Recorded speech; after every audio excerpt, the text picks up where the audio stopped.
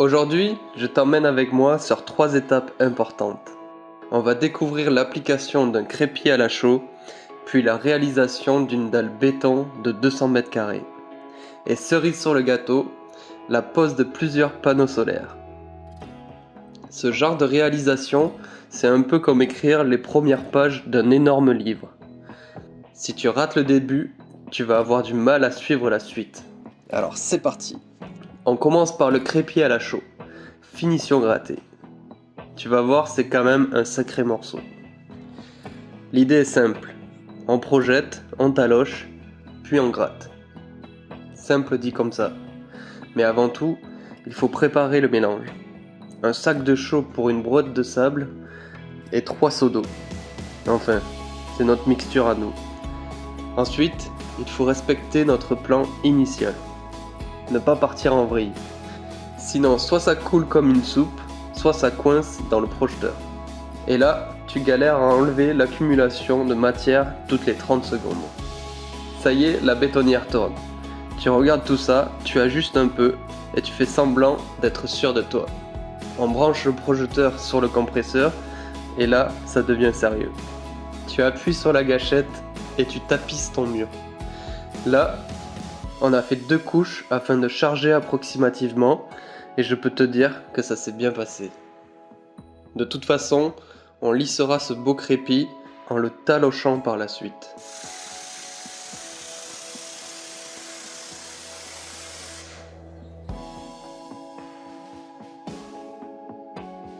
À ce moment-là, le mur commence à avoir de la gueule. C'est plus tard seulement qu'on viendra gratter, quand la chaux l'aura décidé bien sûr. Parce que la chaux, c'est quelque chose. Elle brûle, elle irrite, elle demande de l'attention. Je ne peux que te conseiller de bonne protection parce qu'elle ne te fera pas de cadeau.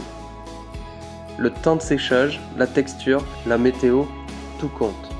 Ce jour-là, il faisait humide. Rien n'était vraiment idéal. Mais parfois, l'envie de construire dépasse les conditions. Enfin, c'est surtout qu'on s'est fixé un calendrier à respecter. Comme tu peux le voir, à ce moment-là, le compresseur nous a lâchés. Et il l'a fait plusieurs fois. Au bout d'un moment, c'est un fusible qui a lâché. Et on a perdu un sacré bout de temps. Déjà pour trouver la panne, et ensuite pour trouver le fusible compatible. Au final, il manquait de l'huile moteur, et quand ça arrive, c'est vraiment pas très bon. Cela a provoqué une surchauffe et le compresseur se mettait en sécurité. Pensez à bien vérifier lorsque vous le pouvez bien sûr, le matériel que vous louez, parce qu'il n'est pas toujours opérationnel. Même si en timelapse ça a l'air tranquille, en vrai, faut être chaud. On a projeté la chaux sur le mur pendant 10 heures, on a dû faire une petite nuit, car il a fallu se réveiller à 3 heures du matin pour gratter jusqu'à 7 heures. Oui, parce que l'ensemble n'était pas arrivé au stade de séchage souhaité, alors on a repris plus tard dans la journée de 15h à 20h. Clairement pas la journée la plus reposante de l'année. Mais quand tu réalises que toutes ces étapes sont terminées, ça fait quand même un mur très propre et tu te dis quand même que ça en valait chaque seconde. Allez, maintenant place au sol. Et là, changement d'ambiance. Une dalle béton de 200 mètres carrés, c'est massif, c'est exigeant, mais c'est aussi incroyablement satisfaisant. C'est la base sur laquelle reposera tout le reste. Si elle est ratée, c'est toute l'histoire qu'il est. 3 camions toupies de 7 mètres cubes vont arriver sur le chantier. Autant te dire que quand ça commence, t'as intérêt à être prêt. Avant tout ça, tout a été organisé et structuré pour accueillir cette nouvelle dalle. Le décaissement, le ferraillage et les piges pour donner le niveau. C'est elle que l'on enfoncera dans le sol une fois le niveau établi. Et bien sûr, toutes les gaines électriques nécessaires aux besoins. On commence à couler à 8h et on termine vers 10h. On tire et on dégaze pour chasser les bulles et lisser la surface. Le plus important, c'est de respecter les niveaux. Par exemple, si tu veux donner une certaine pente, il faut le prévoir au préalable. Vers 13h, après environ 3 heures de prise, c'est le bon moment pour saupoudrer le mélange ciment-quartz.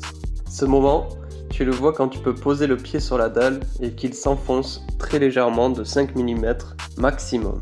Si ça dépasse 5 mm, ça veut dire que c'est trop liquide et que tu vas t'enfoncer en passant l'hélicoptère.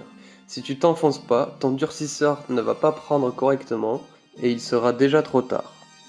Nous, pour ce mélange, on a fait un sac de ciment pour 2 sacs de quartz. Et je peux te dire que ça a plutôt bien marché. Ce mélange, c'est ce qu'on appelle le durcisseur. Nous, on a mis environ 5 kg par mètre carré. Plus tu vas charger au mètre carré, plus la surface de ta dalle sera dure. Pour te donner un exemple, les hangars dans les grosses industries où les gros engins passent dessus, la dalle est chargée à plus de 10 kg par mètre carré. C'est le durcisseur qui va rendre la dalle résistante, propre et beaucoup plus lisse, contrairement à une dalle coulée et laissée à même le sol. Une vingtaine de minutes plus tard, place à l'hélicoptère. Oui, il faut donner du temps à la dalle d'absorber le durcisseur correctement. Tu le verras, la teinte va devenir de plus en plus mate. Tu te dis c'est vraiment stylé la manière mécanique de talocher la dalle et en plus ça va être super rapide. Finalement, je peux te dire qu'on a réalisé 3 passes et que ça a pris un temps fou. On vient de plus en plus incliner les pales pour avoir la meilleure finition possible. Tout est une question de frottement. Et bien sûr, c'est au jugement. On a mis environ 10 heures de notre côté pour talocher cette dalle avec l'hélicoptère. Pour une dimension de dalle équivalente, je te conseille d'utiliser 2 hélicoptères pour faire un travail propre et uniforme.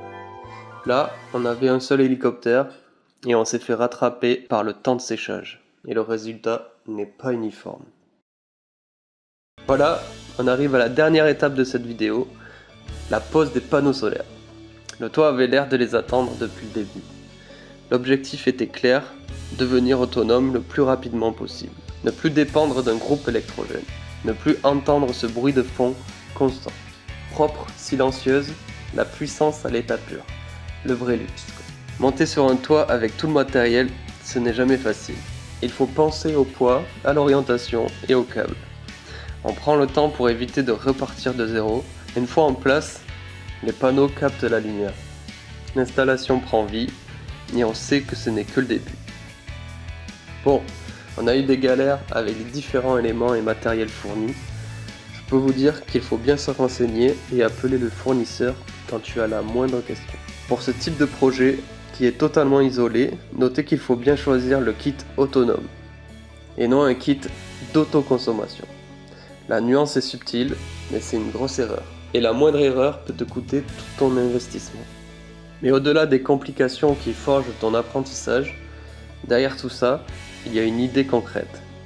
Créer un lieu à part, un espace pensé pour durer, un endroit qui raconte notre façon de faire les choses, réaliser quelque chose qui nous dépasse un peu. Et c'est probablement ça la vraie motivation. Ce qui nous pousse à aller de l'avant, à aller jusqu'au bout. Transformer une idée en quelque chose de concret, un projet en réalité, une pensée en histoire. C'était Yapt, n'hésite pas à commenter parce qu'il y a bien des choses à dire. Mais avant, like et abonne-toi. Merci.